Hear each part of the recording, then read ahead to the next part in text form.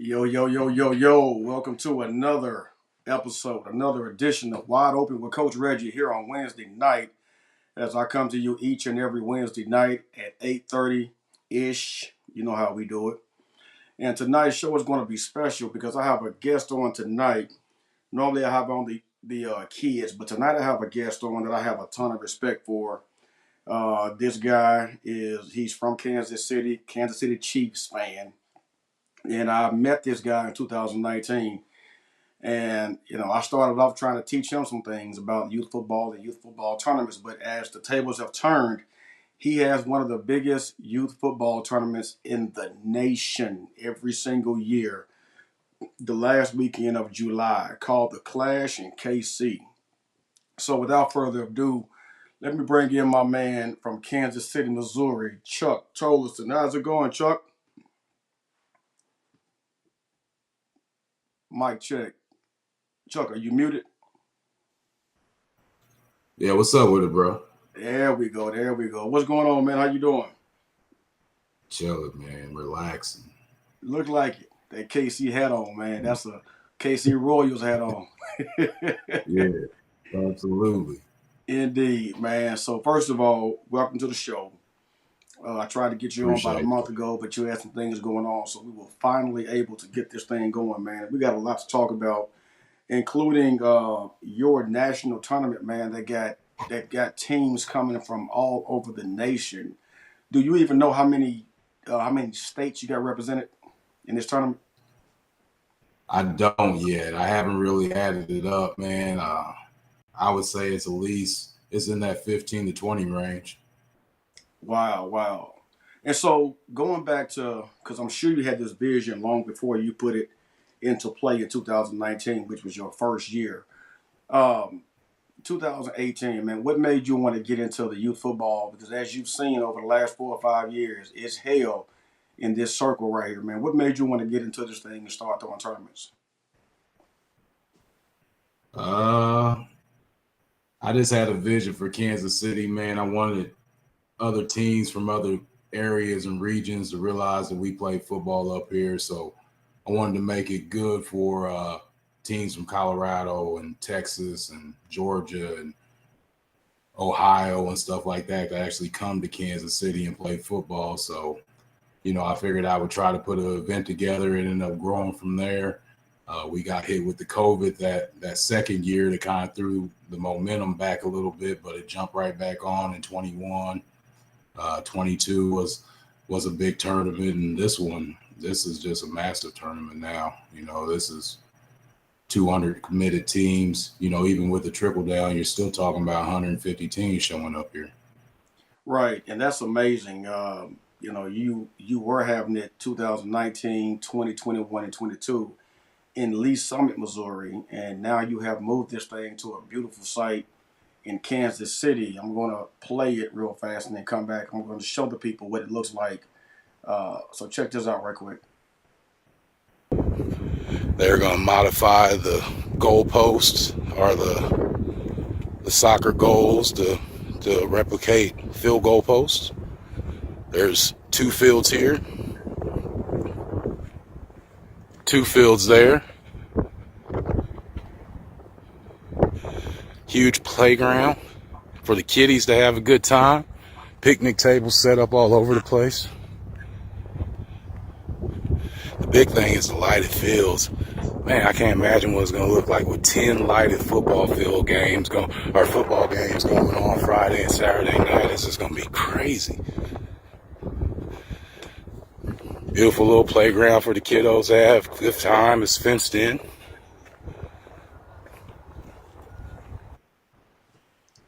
Now, Chuck, what made you want to take it from Lee Summit, where you obviously was comfortable for 4 years, had a great venue, great location, something that we don't have here in Little Rock, Arkansas? What made you want to go from Lee Summit to Kansas City with this tournament? I just wanted to evolve the event. I mean, I always thought it was important to be able to get guys on turf. Here in Kansas City, you've been to a few of them. Every time it seems to have a downpour of rain for a good hour or 2 hours, and it just ends up making it kind of a mess out there. So now with the rain, it ain't gonna be an issue because we're playing on artificial turf. And that facility you just showed, that was the first facility. Working with Sporting KC, we ended up moving the facility. It's on the Clash page. It's the Mineral Compass, or Compass Mineral, out there by the Speedway in Kansas City, Kansas. But we've also got Lee Summit working on trying to bring it back to Lee Summit, which is kind of a crazy situation to be in. Well, man. we both know about that one. We'll keep that one between us. yeah, that's what's up. So what I just showed, that's not where it's going to be. So you changed it since then? Yeah, that was the first complex. That was the first one. So then we went to another complex. It's actually got 12 football fields. This one right here. Oh, okay. So I thought those were the same field. So you moved it from No. Lisa to this one right here. Yeah. Dot Sporting Fields. Yep. And this is how it's laid out, guys. So 12 fields, all of them turf. Do all of them have goalposts, or you said all of them have goalposts by the time we play? No, so this is what they're going to do. With it being preseason football, being a safety issue for them to hook up PVC pipe to the outside of the actual soccer goalpost, we just decided that we're not going to do field goals and extra points. We'll do kickoff, but we're gonna eliminate that for this tournament.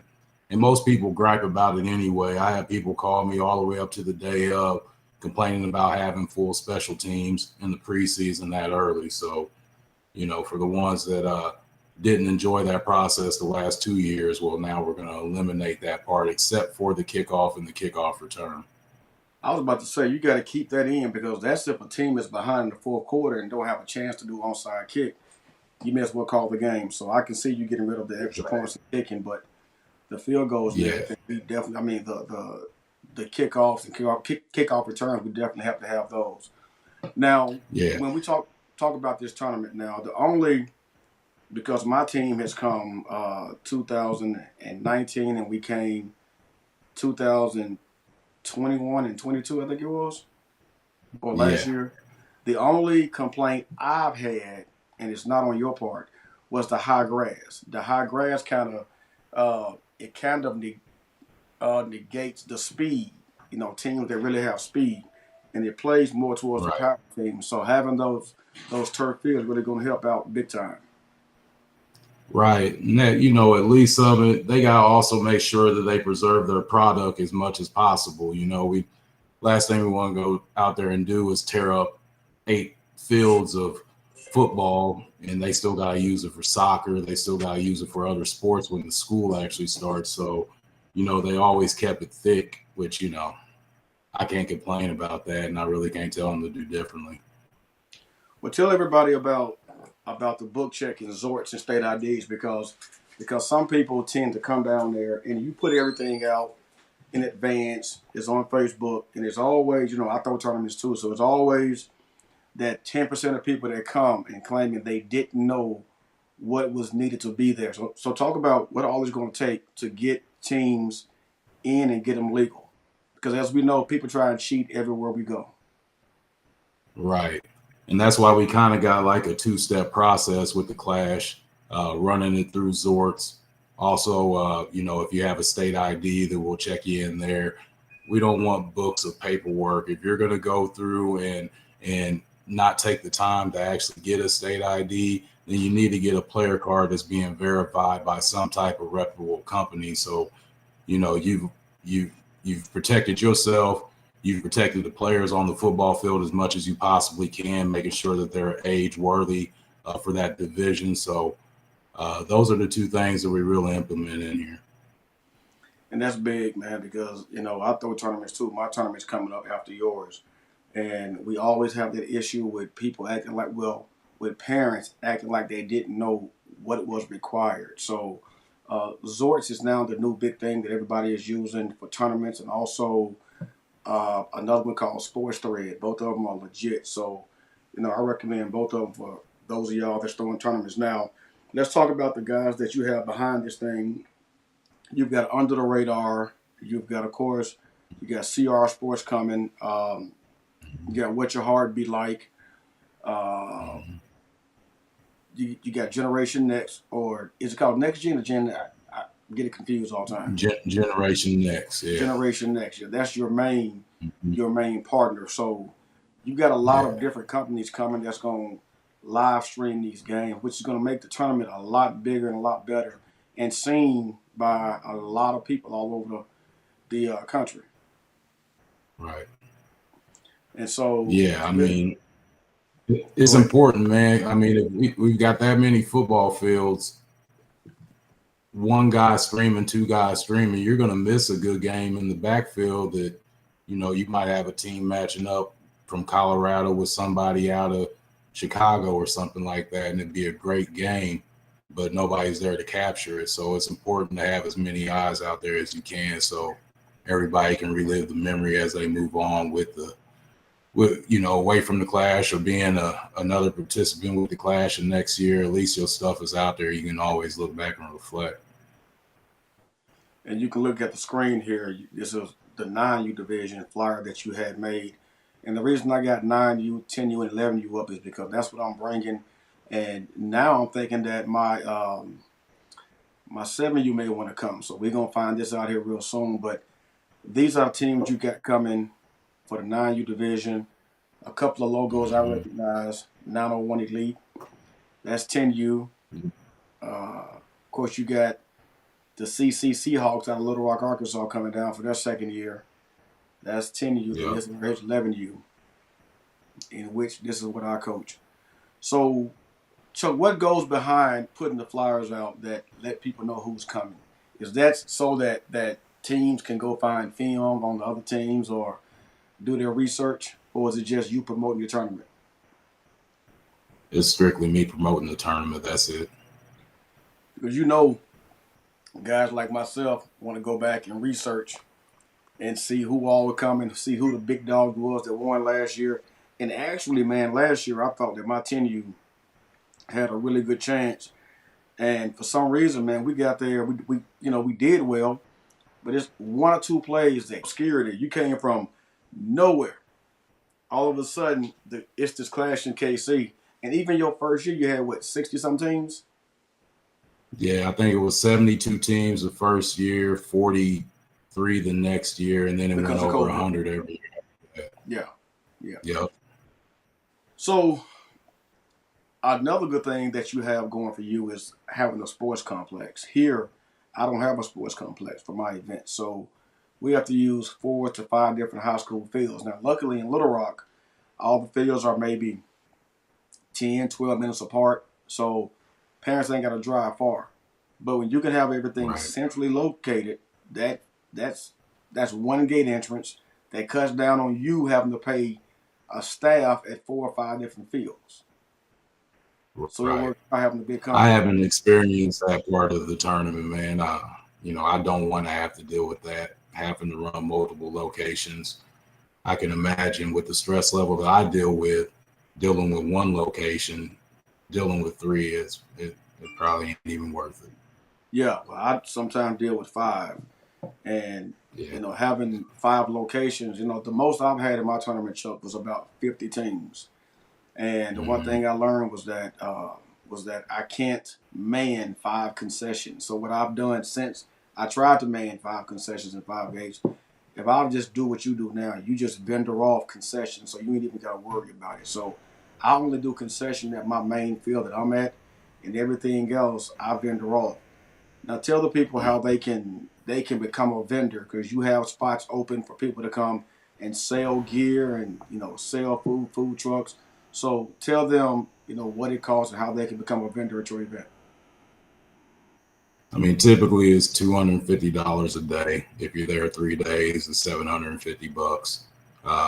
You just hit me in my inbox. Obviously, you got to have the correct permits and all that good stuff to be able to operate. But you handle that on your end. You pay your vendor spot fee. And that's really it. As you can see behind me, you can see I've got my YouTube channel going, and that's the Clash in KC. That is the GTB team you had. Are they from Oklahoma? Nah, they're from Kansas City. Can't okay. And they were playing against the team out of Dallas, Pac Prime, on that Mm-hmm. game you see. But I got some film that I put together earlier so y'all can see a little bit of the Clash in KC. Here it is. Oh, the hole is there. Can he get outside? Oh, great move. Oh, my God. Great. Oh, wow. Sweet. Quarterback keeps the ball, goes running right in, and he will walk in. Oh, yeah. Pick that. He got a hole. He out of there. He out of there. There it is.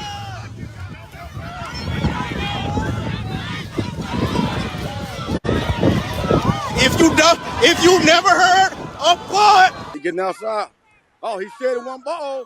He could be out of there. Hey, don't touch nobody. He could be out of there.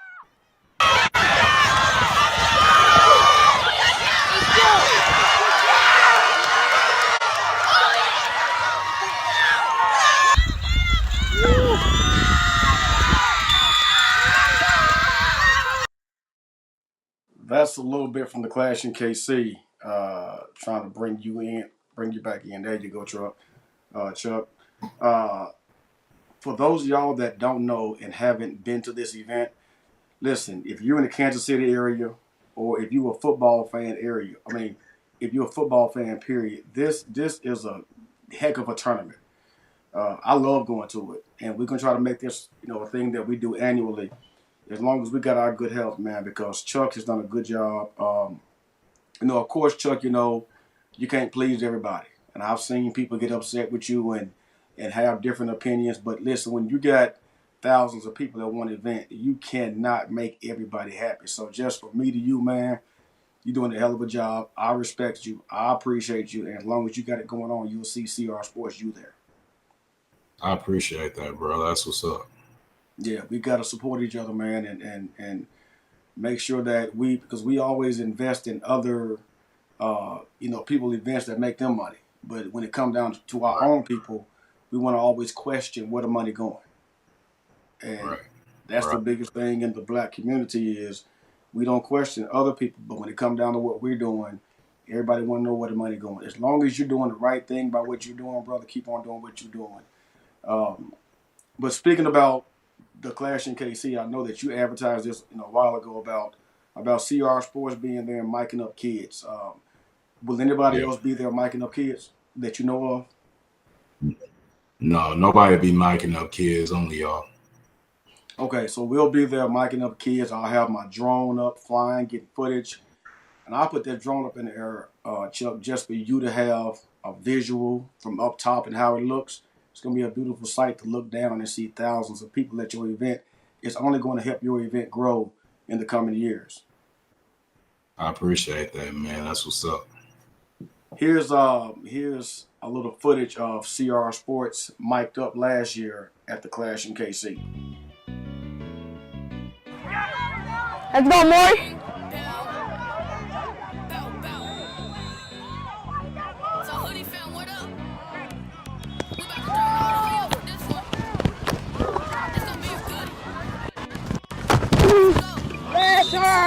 Go.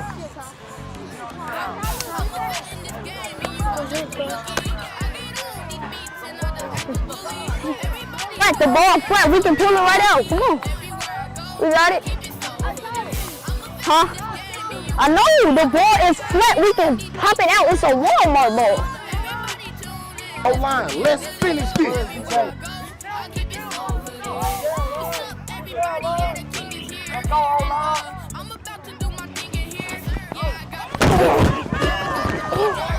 him go. I let him go. Yeah. Stay on him.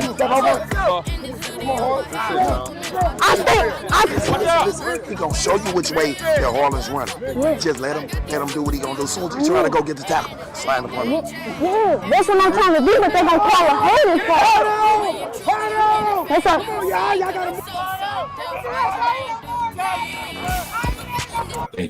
I think you're on to something with doing that on the field, man. When I stream any game, I prefer to be on the field and be in the action. Right. I know last year I only had one rep that didn't like it, and I was like, "Say, man, call Chuck. You know I'm out here." He was giving me hell about it, so I went up in the stands and did it. He was giving me so much hell about it. I didn't want to make no scene at your event. Right. Nah, it's all good, man. We won't have that problem this year. Everybody that I'm working with, they're excited to see the Clash come to their facility, and they're really being open-minded on how we've been successful with the Clash, because you got to remember these are large soccer corporations, so they have their blueprint to work what works for them. So for them to be open-minded and incorporate a few things and not put up a big fuss, man, for the Clash it's been a heck of an experience. And at this point, you are maxed out. You are not accepting any more teams, correct? I don't think I should, man. We're at 201 teams. I mean, like I said, even there's always a trickle down. So with an event this size, I'm anticipating at least anywhere from 30 to 50 teams to fall off or merge with somebody else, or numbers and got to get out, or combine age levels. That happens all the time too. You might have 7 8-year-olds and 12 9-year-olds, so you just make them all a 9U team.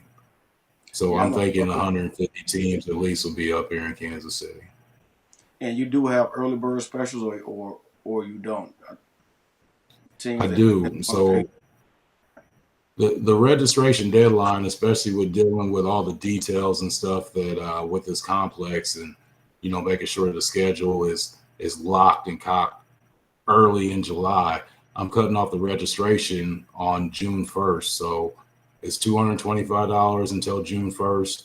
And if you come in after that, you've got until July 1st, but then it goes up to $275, because one of the main things that hurts us as well, and I don't think people see this on the back end as far as tournament directors, is when you got teams that have paid and done everything, but then they call you 3 days before the event and then they end up backing out.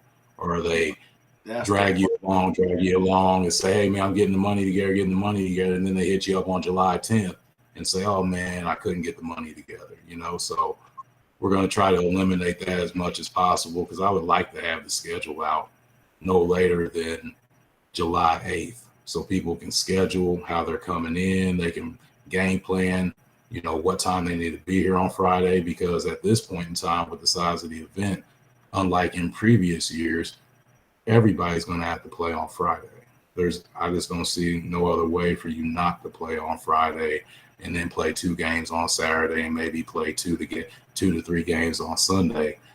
I don't think that's a good mix. So I think everybody's going to have to play on Friday in order for it to be streamlined without a lot of mess. But listen, though, that you putting it out early, so it ain't like they don't know. You can't say, "Well, I can't take off work." Well, it's April. Right. So I'm glad you just told me that because I didn't even know that part. So I got to let my team's moms know to let my folks know that, hey, we're going to leave out Thursday and be there Friday, Saturday, and Sunday. So that's good information for me and for anybody else who needed it.